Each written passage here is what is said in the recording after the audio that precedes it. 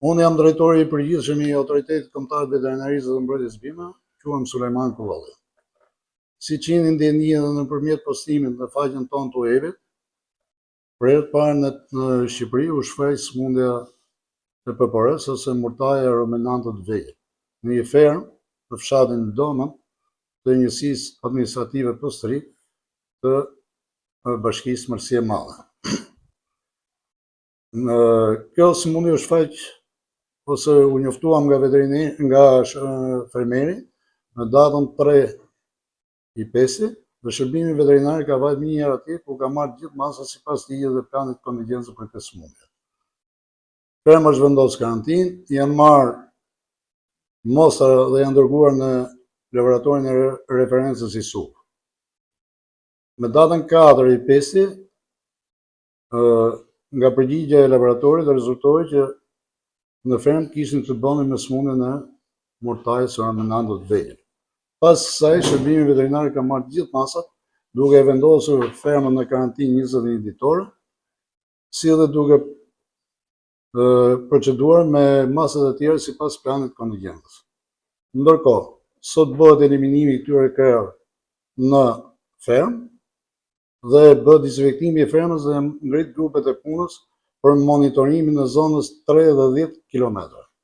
Ndërkohë ka dalë dhe urdhri i ministrit, i cili ndalon lëvizjen e këtyre kafshëve në territoret marrëna zonës 3 dhe 10 km, që i bie Bashkia Shkodër dhe Bashkia e Mërësisë Madhe, ku nuk lejohet lëvizje e kafshëve.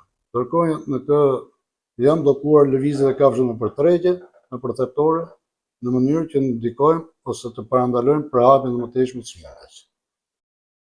Duhet bëhet qartë, kjo është një sëmundje infektive që prek ruminantët të vegjël, pra bakteritë e imta, dele dhe dhi, dhe nuk është një sëmundje zoonotike që kërcënon shëndetin e popullatës. Nga monitorimi i zonës dhe i gjithë rajonit të Shkodrës, nga shërbimi veterinar, kishim një indicje dje, në datën 4/5, dhe grupi i veterinerëve të shërbimit dhe të kontrollit të sektorit veterinarisë Shkodër u paraqitën në fermë, ku nga vizita në fermë ato nuk konstatuan shenja të kësaj sëmundje dhe ferma nuk paraqiste nga ana shëndetësore asnjë problem. Sigurisht që është një sëmundje infektive, virusale, kur faktorët që mund përhapen janë të ndryshëm, janë edhe ruminantët e egër, po edhe vetë njeriu mund të jetë faktor përprak. Por me masat kufizuese që ne nga dita që kemi dyshuar për këtë sëmundje dhe me marrjen e përgjigjes pozitiv, janë ngrit grupet e punës, kanë dalë urdhët përkatës, në bashkëpunim me gjithë institucionet, me bashki, me AKU, me mjedis, me policinë e shtetit dhe me policinë bashkake, do marrin gjitha masat për ndalimin e lëvizjes së këtyre kafshëve nëpër territor.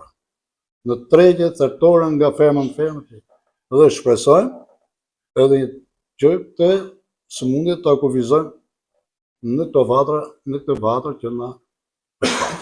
Atëherë kemi të bëjmë me një fermë të vogël, prej 18 kokë dhi, e cila nuk ka dalë në treg, as qumshi as mishi, ata janë dhi të cilat janë për prodhim qumshi dhe jo për mish.